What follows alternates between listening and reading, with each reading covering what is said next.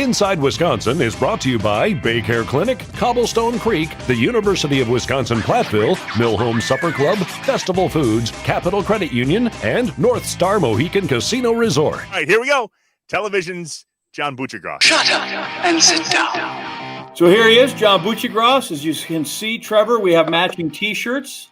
If we took these off, we also have matching back tattoos now, and we each have one on the inner thigh.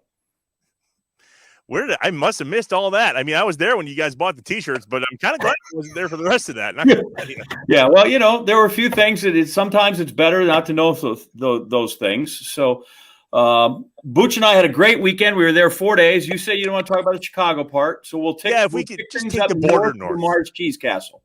Yeah, there you go. That's good. That's fine. So, honestly, Butch, right? And we played Milwaukee Country Club. And we could have, with absolutely no disrespect, we could have turned around after that and just gone home, right? It was that fantastic. Wow. Well, I primarily came for the Packer-Steeler game at Lambeau. That was obviously the impetus to make this little long weekend happen when the schedule came out over the summer. I looked at John. We were doing Sports Center. I had my laptop up, and I go, John, Steelers at Packers. I've never been to Lambeau. Let's do something.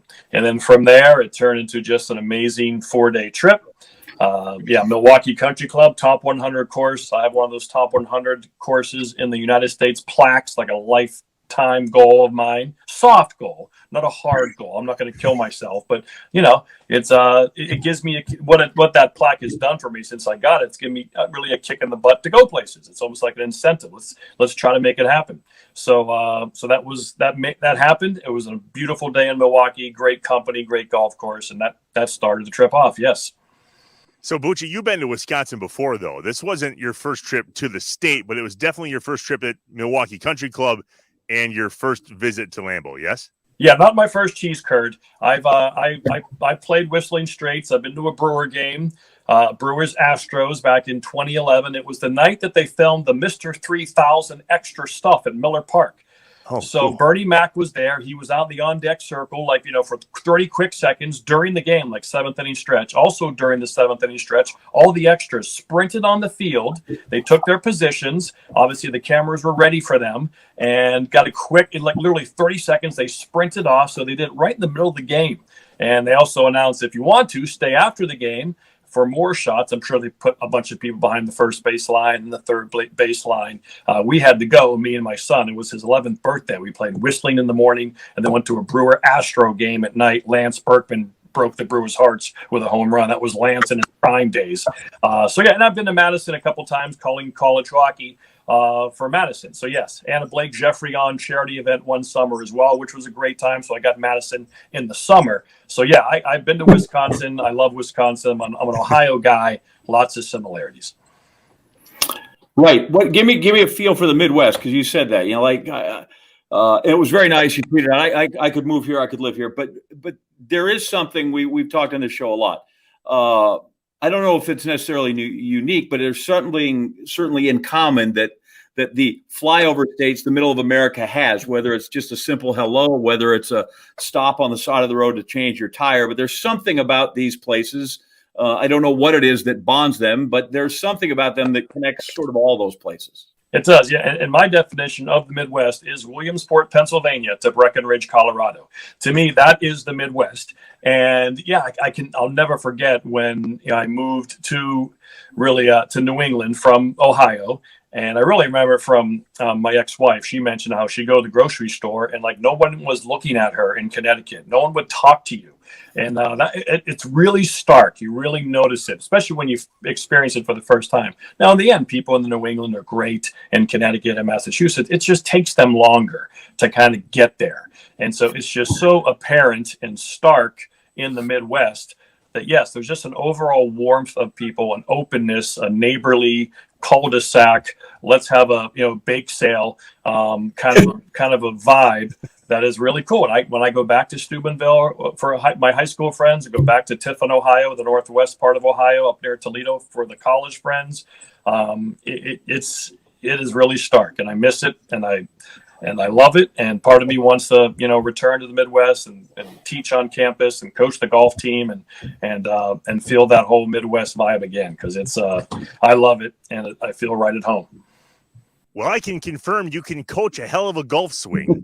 And I unfortunately don't think there's enough time left in any of our lives to fix mine. No, I believe in you, Leaf Eater. I think you have the power and the athleticism to get it done. I'm not giving up on you, Leaf Eater. I appreciate that. Yeah, Leaf Eater was a new one. I've been called a lot of tall things, but it took my buddy Adam, who was golfing with us at Green Bay Country Club, just a minute to figure out what Leaf Eater meant. He thought that you were referring to my inadequacy of the golf game, but no, yeah. Or maybe he thought you went vegan, but no, it's all because of your height. I liked it. It was good. My golf game, not so good. I'm pretty sure your 11-year-old son at Whistling Straits could have beat me that year. I'm fairly confident in that. All right. So it wasn't your first trip to Wisconsin, but it was your first trip to Lambeau Field. Yeah. John talks about it when he comes all home. When 1265 is just a unique spot. So walk us through what it was like for you stepping. I mean, you're on the Sports Center set with John all the time. A few less days, I learned, but nonetheless, all the time. And maybe this sports thing is, I don't know, as it get old for you too? John and I have had this conversation, but Lambeau's a unique spot. So tell us it through your eyes. Yeah, it doesn't get old. First time to Green Bay. I was kind of, for a while, when you're a kid, you're kind of, sometimes your loyalties, you have your favorite team. And I grew up a Steeler fan, but sometimes you kind of gravitate to a couple other teams. I was the Packers for a while, I think because my St. Thomas Aquinas school colors in parochial school were green and gold. And I went to the Jets once when Richard Todd was there for a while. So you kind of meander around, but the Packers are always something with those colors. And obviously I was a huge sports fan growing up. We would write teams letters to, hey, please send us team pictures and stickers. I remember sending the Packers, this is back in the 70s, letters. Hey, send me some team pictures and stickers. And they would do stuff like that. That's how big teams, their PR department communicated with their fans a little bit. But yeah, I'd never been to Green Bay. So I get a slight connection in terms of as a kid. Also, when we moved to Steubenville, Ohio, my dad, he always liked to get involved in the community, and he was a Sears store manager, so part of the Better Business Bureau and the Chamber of Commerce, and he wanted to start some. He knew high school football was gigantic in Ohio, so he started this scholarship fund and this pigskin preview where teams could set up, their little booths in the mall and get fired up for the season, and also have a scholarship angle where each couple seniors might, get a couple $100, and he found out this guy named Clark Hinkle lived in the area right outside the road in Toronto, Ohio. And he found out he was a Hall of Famer that played for the Green Bay Packers, one of the great football players in the early part of the NFL history. And he said, why aren't we doing something with this guy? He's a Hall of Famer. So he was able to get Clark Hinkle and get him involved and have these banquets. He would contact the Hall of Fame up in Canton, Ohio, short trip away, and say, hey, we want to bring in some speakers. Here's our budget. And he brought down Nitschke and Lou the Two-Toe Groza and all Gail Sayers and George Blanda. And it was such a big thrill for Clark once a year in the fall to have these guys come down, talk to him. Paul Hornung came one year. I had breakfast with Paul Hornung in my sweats when I was in high school. He's in a full suit already at 8 a.m. at Denny's. So it was really cool that my dad could give Clark Hinkle that last 10 years of his life, really make him feel like a hero, bring his name back again. And so, yeah, there's always a Packer connection with me. And so to get to Green Bay, and it's, like I said, to have Wrigley Field, Fenway Park be the last two great ballparks for any sport in North America, parks where Babe Ruth played, that's always going to make them the best. There's no other parks. All the great hockey arenas are gone. All the great basketball arenas are gone. Madison Square Garden's been redone a lot, but it has some of the same magic. But I mean, Lambeau's it, man. That's where all the greats have played.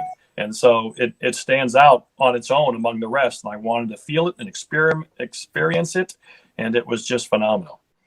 Do you feel, though, like we kind of missed out on something because we were treated really well? And when John said, hey, let's go to this game, and I'm like, of course, we can use my season tickets, Mr. Big Talker, right? It's the Milwaukee crowd. So Mr. Big Talker doesn't have tickets, right? We walked down, we saw my seats, but we're like, that's not where we can go. And the Packers could not have been more generous. President Mark Murphy, Gabriel Dow, who's part of the marketing and fan engagement, she engaged. So we ended up sitting in a box. We're up there. Do you feel like you missed out because it was raining, sitting on wet metal bleachers? Would you like to maybe have that experience? Yeah, had it been sunny, I might have missed it. Because when I go to games, whether it's NHL games or baseball games, and I say, I want to sit in the crowd. I want to, have a beer and be with the fans. That's how I like to go to games. I don't like to sit in the press area. But we weren't in the press area, so the next best thing on a drizzly day is being in a box where I can just house macaroni and cheese for 3 quarters. I mean, I filled that plate up 3 times, and it was delicious. Let me tell you. So that was fine on that particular day. But the fact we got to go down, you showed us your seats. We walked amongst the bleachers and then got down on the field before the game, which was really cool to be that close and to look up at the stadium from that vantage point. I love that, whether a ballpark or a football stadium. I really enjoy that too. So it all worked out perfect. And the neighborhoods that surround the football stadium, that surround Lambeau, just like Fenway Park. Fenway Park is a residential area. Wrigley Field's a residential area. And so, again, that's what it reminded me of, Wrigley and Fenway. And to go from someone's back porch 50 feet right through the gates, that's unique and cool. And we won't see it anywhere else ever again. And I think, and for the Packers, that as long as the economic structure of the league continues, I'm sure they're good to be there for another 100 years, but certainly we'll never see that again anywhere else new. So we did some things where, like I said, Green Bay Country Club, we got spoiled. We go there, right? If we'd had time, weather permit, I kind of want to go to Village Green's great 9-holer there that I grew up on, punishing closing back par fives. So, and then we kind of the suite. So we had some things where we had some first world issues, but then we were the common man as well. So let's just start. We go to a fish fry, which could be any town, any tavern, Wisconsin. Yeah. And God bless the folks there at Merrick's. I didn't know they had cod. I'm glad you went there. I'm a perch guy. I should have went. You're a good solid. You were a Ben and Alter boy, so the fish on Friday is not new to you. But did you enjoy the atmosphere of that kind of place? Yeah, I mean, I grew up with fish fries during the high school football season in Ohio, in Steubenville. And then during Lent, every Friday there's a fish fry somewhere, or you just go crush a fillet of fish. That's back then. I don't think people adhere to the no meat on Friday thing as much as they used to. But back in the 70s and 80s, they were 80% in. So the fillet of fish boom certainly was a thing. It's kind of like the McRib is now. So to experience that, the cheese curds, I know you're anti-cheese curds, John. I am not. A little bit. Yep. I got my curds, I got my fried cod, and then I asked for a little bit of bourbon, and they gave me a gallon. It was big. It was that big. If you want to look at, I'm not a big sniffer guy, so no, I want the big round glass to put my bourbon in. So I just thought you would take the sniffer amount and just put it in my round glass. 1 finger, 2 or 3 fingers, but. God bless her heart. Again, the Midwest, she filled it up to the brim. Trevor, what you didn't see is the next night when we went to dinner at the Union Hotel. John was helping people name babies. It's what I do. I did it back in my hockey column on .com. I kind of have a gift for it. No big deal. But there was it was a great bar too. I love the bar shape there. It's like a big boomerang. So you can kind of see, you can talk, and it's very easy to communicate and talk. And there were 4 or 5 people there at the bar. One other woman was pregnant, not drinking, but her husband was there. Another couple just had I bought them a round of shots. Let's do a shot of tequila. Let's do another shot of tequila, and then we had dinner there with John and Mom, and it was a great time. And so we named a baby. We gave them a couple options. And we'll see if they follow. Some people do, but it's about rhythm, it's about syllables, it's about alliteration occasionally. But as John has taught me, alliteration always annoying. So we like to more rhythm. It's a 1 syllable, 2 syllable, 3 syllable name that helps. 1, 2. Like my son is Brett Monroe Buccigross. That was 1, 2, 3. I like 1, 2, 3 syllables, so it's a rhythm to it. So it was a good night. Had a good ribeye. So that was a sensational time. That's my kind of place. Like that's my kind of establishment. I just love the bar, the dinner area, and that was a highlight. And you got to be careful. I didn't know this about naming, right? You got to, if you have a soft last name like a Huh or a Hayes, then we need to punch it up a little in the first name. Right, might be a Catherine Harris. You don't want Emily Harris or Ashley. You want to kind of. It's about rhythm. It's about balance. Life's about balance and effect. And so so that's what we're trying to coach them up on. And don't be afraid of the classic names. Like a good Jack. Like I named my third son Jack back in 1999. Because they're just, like I said, there were a lot of soft names back then. Let's give him a good solid name. The guy can get a keychain at the Cracker Barrel, get himself a little license plate to put on the back of the bike. Some of these names, these poor kids will never have a keychain or a license plate. These are the important things in life. And the stories from Wisconsin will not end, other than we're going to talk a little Wisconsin hockey next, because we got the hockey guy from ESPN who just happened to spend 4 days here in Wisconsin with John Anderson. The stories continue. We'll be right back. This is Inside Wisconsin. Inside Wisconsin is brought to you by Bay Care Clinic, Cobblestone Creek, the University of Wisconsin-Platteville, Mill Home Supper Club, Festival Foods, Capital Credit Union, and North Star Mohican Casino Resort. Helpful critiques, ideas, great stories, people we should know, the great bar in your town, the fish fry you want to know, the fish boil, anything that you want to reach out to us with. We are happy. We are here. You can be the inputters. We're here to listen.